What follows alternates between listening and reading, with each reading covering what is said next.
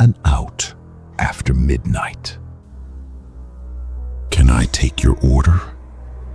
That's what the speaker said to me at 2:47 in the morning in an empty drive-thru lane with no employee inside the building.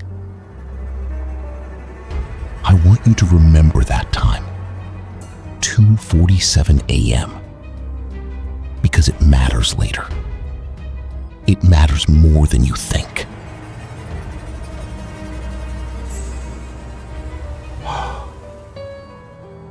I used to work the night shift at a fast food place off Route 9. I'm not going to say which one because after what happened, I don't think I'm allowed to. But I'll tell you this, the building's still standing. The sign still lights up every night. And the speaker box in the drive-thru lane, it still works. Even though nobody's plugged it in for 3 years. If you're driving alone tonight on some empty stretch of road and you pass a drive-thru that's supposed to be closed, glowing, silent, waiting, don't roll your window down. Let me tell you why. I took the job because I needed the money and I needed the quiet. Graveyard shift, 11 p.m. to 6 a.m. at a 24-hour drive-thru on a 2-lane road that connected 2 towns nobody's heard of. The kind of road that's all trees and fog and dead cell service. The kind of road where if you Googled it, you'd find out real fast that it had a nickname. The locals called it Widow's Curve. Not because of some old folktale, because of the accident reports. 11 fatal crashes in 20 years, all within the same half-mile stretch, all around the same blind curve where the road dropped and twisted at the exact same time. I didn't know that when I took the job. I found out 3 weeks in from a regular customer who came through every night around 1 a.m. Older guy, kind eyes, drove a beat-up Corolla. He told me, real casual, like it was gossip and not a warning. "You know, this used to be an ambulance route, right? Before they built the new highway, this was the fast way to the hospital." I laughed it off. Told him that's a fun fact for a slow night. He didn't laugh back. He said, "Nothing's ever fully decommissioned around here. Not the road. Not anything." Then he drove off into the fog, tail lights disappearing around Widow's Curve, and I never saw him again. I wish that was the scary part of this story. It's not even close. He told me, real casual, like it was gossip and not a warning. "You know, this used to be an ambulance route, right? Before they built the new highway, this was the fast way to the hospital." I laughed it off. Told him that's a fun fact for a slow night. He didn't laugh back. He said, "Nothing's ever fully decommissioned around here. Not the road, not anything." Then he drove off into the fog, taillights disappearing around Widow's Curve, and I never saw him again. I wish that was the scary part of this story. It's not even close. It started on a Tuesday. I remember because Tuesdays were dead. Pun very much intended, looking back. Maybe 2 customers between midnight and 4 a.m. I was alone in that building, with the hum of the fryers and the buzz of the drive-thru speaker system, which crackled sometimes with old radio static nobody could ever explain. Maintenance said it was interference. I believed them, because why wouldn't I? At 2:47 a.m., the speaker clicked on. Nobody triggers that speaker unless a car rolls over the sensor loop in the lane. I checked the camera before I even picked up my headset. The lane was empty. But the light on my console was blinking. Someone, something was on the line. I said, "Welcome. What can I get for you?" And a voice came through. A woman's voice. Calm at first. Almost pleasant. The way people sound when they're reciting something they've said 100 times. "I'd like a number 2, she said. "Animal style. No onions. And a vanilla shake." I started typing it into the register. Standard order. Nothing strange about it. Then she said something that wasn't on any menu I'd ever seen. "Please hurry. I think my leg is stuck." I froze. I asked her to repeat that. The static swallowed her voice for a second. That awful hissing kind of static that sounds less like a broken signal and more like something breathing. Then, clear as day, she said, "Is someone coming? I can see headlights, but they're not slowing down." I looked at the camera again. Empty lane. Empty road behind it, disappearing into black fog toward Widow's Curve. The order light blinked off. The line went dead. I stood there in that kitchen, alone, at 3 a.m, and I did not move for 11 minutes. Because the voice, the calm way she asked about her leg, and then that sudden rising fear about the headlights, it didn't sound like a prank. It sounded like someone living through the worst 30 seconds of their life. Twice. I told myself it was a fluke, some radio frequency bleeding into our system, some trucker messing around on an old CB channel. I almost convinced myself. Almost. Because it happened again. Same lane sensor light. Same static hiss, like breathing. Same time. 2:47 a.m. 9 nights later. Different voice this time. A man. Younger. Trying to sound tough. The way scared people do when they don't want to sound scared. Number 2. Animal style. No onions. Vanilla shake. The exact same order. Word for word. Then his voice cracked, and he said something that turned my whole body to ice. "It's really cold in here. Why is it so cold? I don't think I can feel my hands." I asked him. I actually asked him like an idiot, like this. She ran. Actually ran, which older dairy cows almost never do. Straight toward that truck. And she wouldn't leave its side.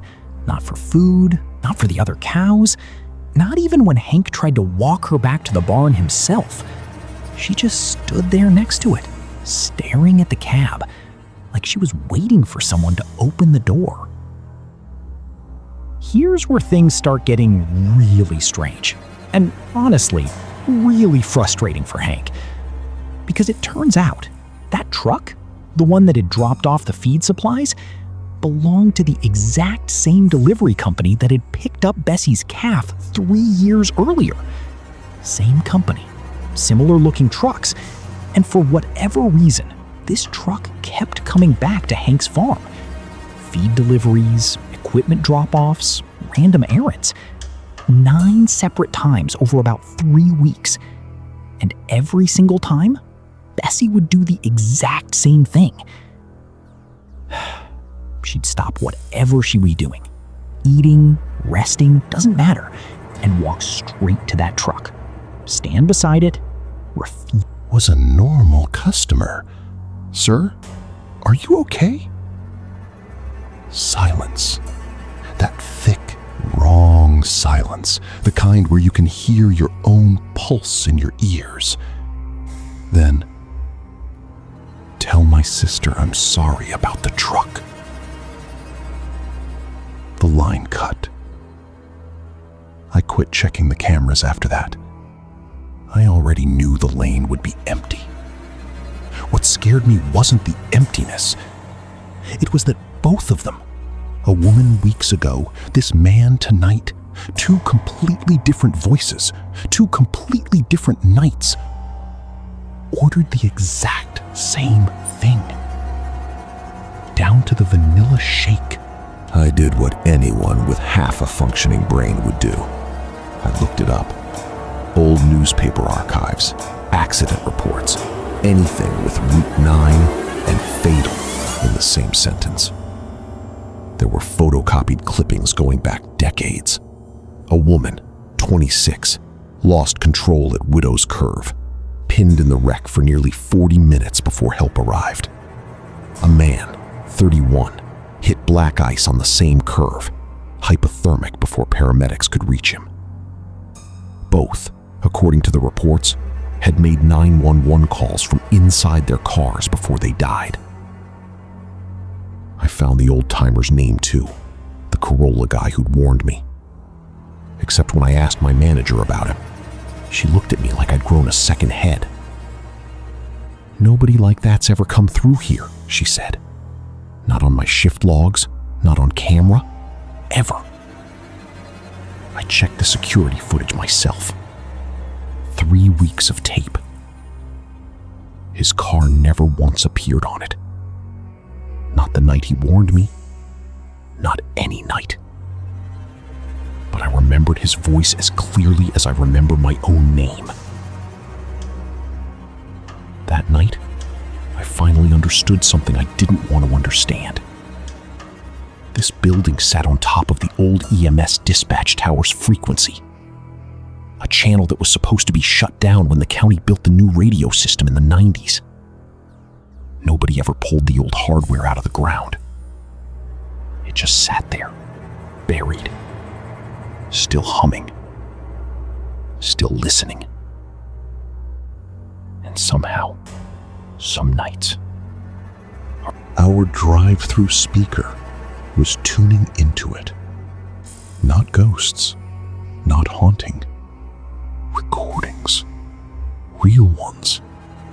Actual last words, spoken into actual radios to actual operators who never got there in time. Looping.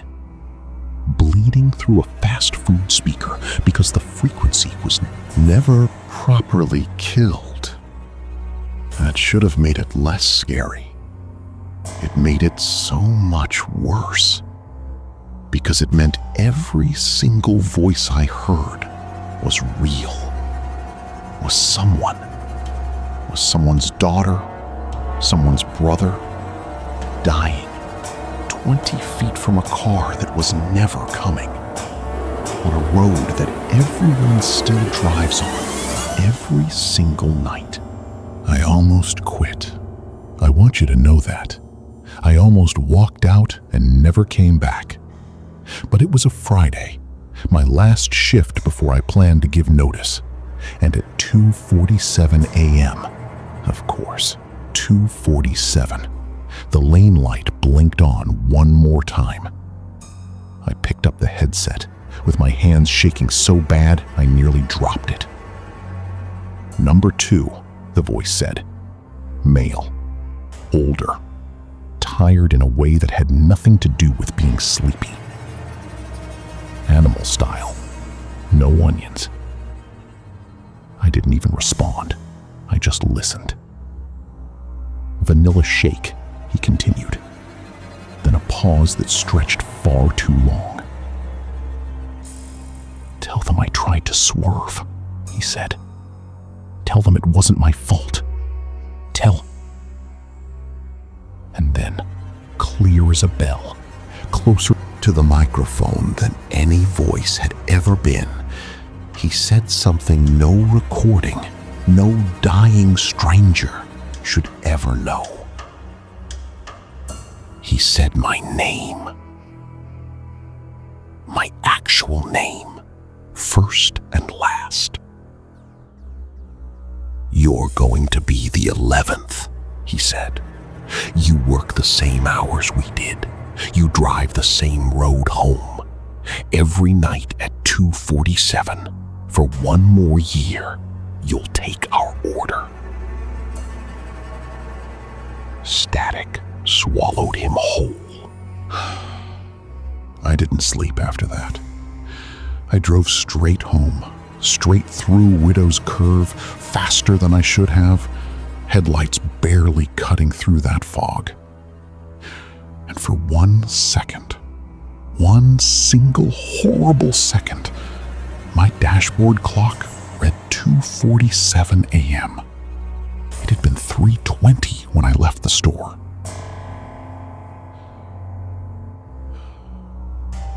I don't work there anymore.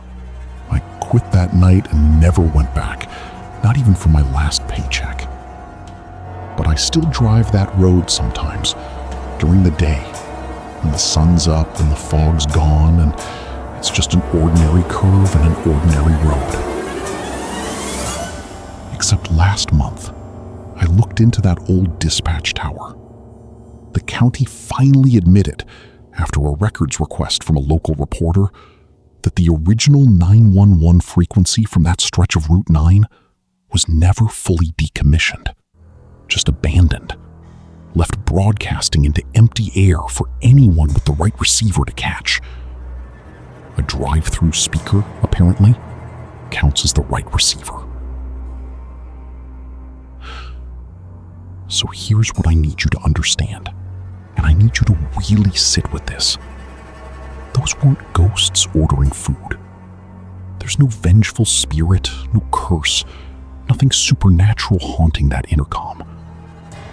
It's real audio, real last words, looping through dead air because nobody ever turned off the machine that was supposed to save them. Which means somewhere out there, on some forgotten frequency, your own last words, if it ever comes to that, could end up looping too.